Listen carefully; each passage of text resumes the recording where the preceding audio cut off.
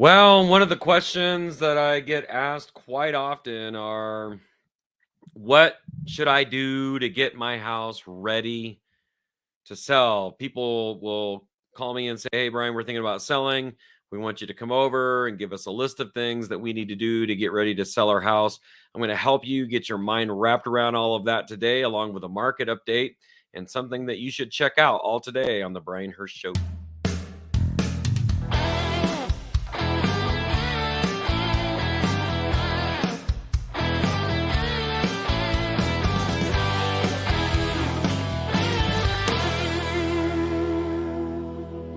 Good afternoon, everyone.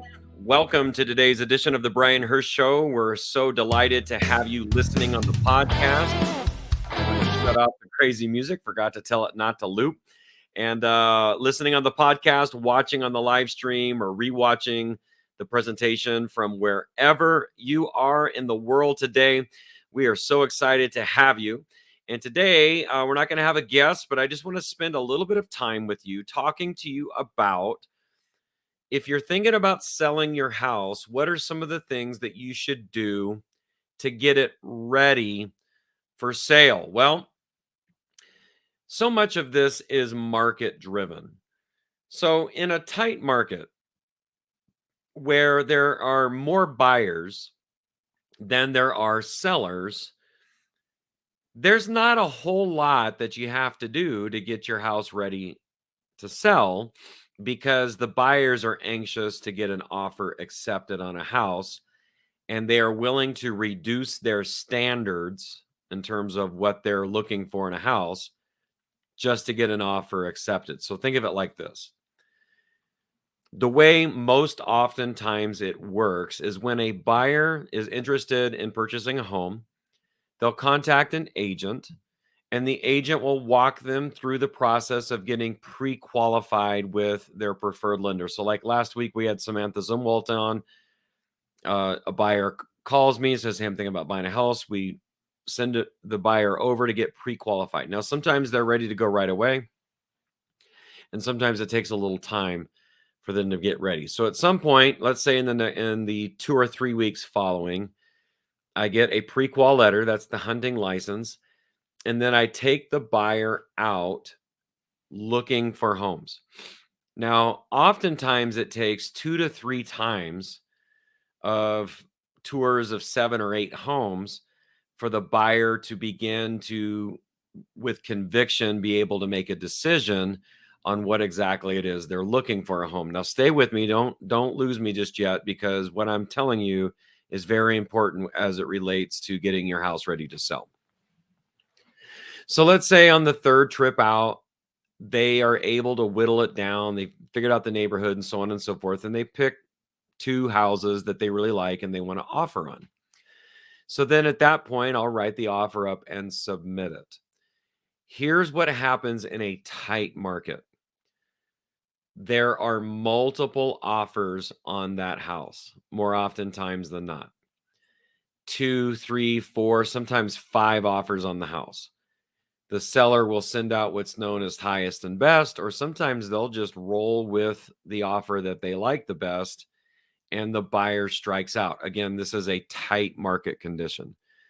So then I have to inform my buyer, "Hey, listen, we didn't get any offers accepted. Let's pull another list and go on another tour." And I've worked with buyers where it's, 5, 6, 7 tours of homes where we look at 40, 50, 60 homes before they finally get an offer accepted. And with each time that their offer is rejected because they're competing with so many other buyers, they get more and more motivated to just get an offer accepted. Hope you're tracking with me right now, okay? So, what this means is that oftentimes by the time a house comes to market, the buyers who look at that house have already been hunting for a home for 2 and 3 months. Now, depending on what their situation is, if they're being moved out of their current lease, or, they've got a job change and they've got to get into a house, they become increasingly motivated, or you might say increasingly desperate, to just get an offer accepted. And in that market condition, there's not a lot that you as the seller would need to do to get your house ready to sell, because there's so many buyers that are lined up waiting for your house to come to sale. Contrast that with a loose market where there are more sellers than there are buyers. In other words, by the time your house comes to market, there's a line of sellers waiting in line for the prospective buyers, and you're competing with them to attract a buyer. In that market condition, for obvious reasons, you would need to do a lot more to get your house to stand out against its competition for the limited number of buyers in the marketplace. Okay, with that said, it's entirely possible that you could over improve your house. So think of it like this. If you've got kind of a garden variety track home that's in a very, median or medium kind of working class neighborhood where there aren't any homes that sold for more than $400,000, let's just say, and you decide to spend $100,000 in improvements on that house to get it ready to sell, unless the improvements were so dramatic because the house was in such disrepair that this is what you had to do to just get ready for somebody to live in it, you're never going to recapture that cost, because there's a limit on how much you're going to get in the way of what the market's willing to do, what they're willing to pay for the house given its location, and what an appraiser would be willing to give you in the way of improvements. So I had a conversation with one of my appraiser friends recently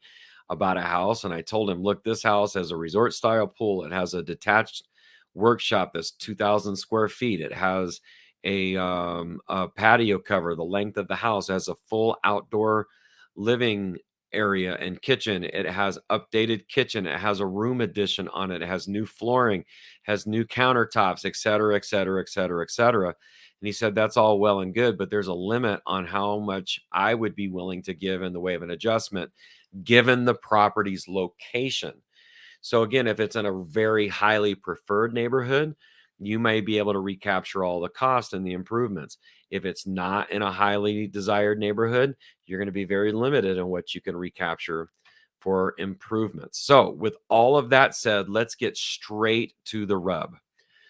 There are a few things that are usually highly effective and economically efficient when it comes to getting your house ready for sale. Now, this depends on the condition of your home, but as a rule of thumb, I'm just going to give you a couple of things. First of all, new flooring is almost always a huge plus. And to get the best new flooring is going to be somewhere around $5 a square foot. So if your house is 2,000 square feet, it's going to cost you about $10,000 to get the nicest floors. And by that, I mean, what's really popular now is the wood look laminate that's waterproof. That's a very popular flooring right now. Okay, just rule of thumb. So $10,000. A full interior paint. Again, this depends on the condition of your home, but if it's the house is kind of dated, worn, and needs some love, to do a full interior paint, you're looking at somewhere around $2 a square foot. So again, if it's a 2,000 square foot home, it's going to cost you somewhere around Brian,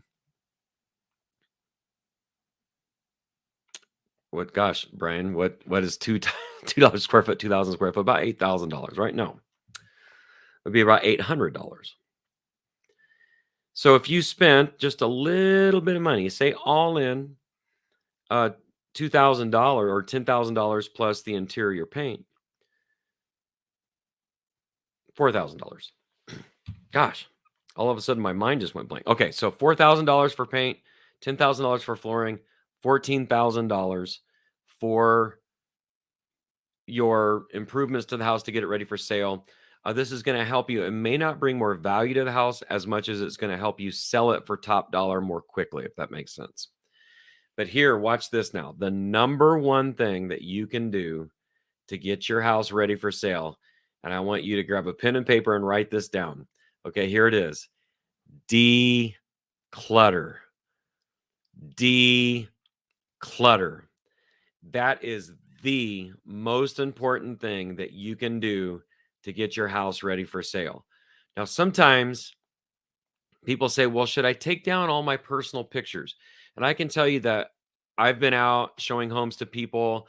I've never had a buyer say, we really like the house. We just don't like the pictures of their family on the wall. That is never an issue. At least it's never been my experience. And I've sold hundreds of homes, you guys. Okay. So taking pictures of your family down off the walls is not going to do anything to sell your house or hurt it. Okay, if you leave the pictures up. But if your house is cluttered, that causes more problems in the eyes of the market than anything else. It is amazing how much nicer, newer, in better condition, more taken care of your house looks if it's simply clean and tidy. So here's the thing. If you're going to sell your house and you're serious about selling your house, okay, because there's things you can do to get it ready to take to market. There's some things that you can do to your house while it's on the market. And then there's some things that you're going to do to your house during the escrow period, which that's another video. We'll talk about repairs in another video. But this is just to market your home, to get it ready just for marketing photos, is to go through your house and literally every countertop, every single piece of furniture, everything in your house, to take all the knickknacks, take all the things that are out and in view and put them away. Box them up. And less is more. Like the more simple your house looks, the better. Think of a house that has been staged for sale. What does it look like? There's nothing out, right? And there may be one little piece of decoration out on a dresser, or one framed photo out on a dresser or something like that. But if you look at, the average person's home, there's just stuff everywhere. So what this means for you is that you need to get organized. And this is, I'm going to confess, hard work. So you need to get organized. You need to start sifting and sorting your house, go through every room, and you're going to do, 4 categories. You're going to figure out, okay, what is the stuff that I'm going to keep? What is the stuff I'm going to sell? What is the stuff I'm going to donate? And what is the stuff I'm going to throw out? And man, it is so helpful for you to get a dumpster. Just order a dumpster and start. You don't realize how much stuff you accumulate over time, and just start getting rid of stuff. And get your house organized, get it tidy, get it neat. That is the most important thing that you can do to get your house ready to sell. And that would be inside and outside.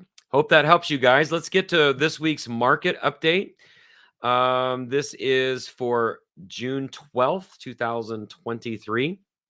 Last 30 days sold, 348 homes. So again, normally, especially this time of year, you would see between 500 to 600 homes, but this is curtailed because of the tight inventory. Median sale price of those 348 homes, $415,000, so very little change from last week. Year over year, we sold 467 homes at $425,000, so we're down 25% in the number of homes sold, but we're only down 2% in the price of those homes. This is driven by the tight market. In escrow, we have 607 homes in escrow, and actively listed 591 homes listed for sale. Again, to give you context, a normal market would be closer to 2,000 homes. So we're down about 2/3 of what would be considered a normal market. Current interest rate, this is from Pride Stromset over at Vintage Lending. I had some positive movement this today in the rates. You can get a standard FHA loan depending on your credit and assets and income and ratios. But you can just expect just a tick over 6%. All right, so that's the market update. And let's get to this week's edition of Check This Out. Before we do that, I encourage you to like, share, and subscribe to this channel and to the podcast. That helps us to get the message out and help people both in real estate and in life. Okay, let's get to this week's edition of Check This Out. And this coincides with today's subject of what can I do to get my house ready to sell. There is a TV show on Netflix called Tidying Up, and it's hosted by this young woman named Marie Kondo. If I'm not mistaken, she's Japanese, and it's pretty remarkable. But she goes in to people's houses that are just full of clutter. I mean, people that are like hoarding stuff, and there's just stuff everywhere, and their house is in disarray, and it's unorganized, and it's chaotic. And she helps them organize their lives and get everything tidy in the house and make it so much more pleasant to live in. And so this might be a tip you can go on. It's on Netflix, and you can look up the show Tidying Up by Marie Kondo and get some tips. And in the interest of full disclosure, I watched the show and employed some of her tactics in my own life and in my own house. And I hope it finds something that'll help you. So thank you so much for listening today and watching today's edition of the Brian Hirsch Show. We will see you next week. Until then, we are serving your dreams. God bless you. Have a great week. We'll talk to you soon.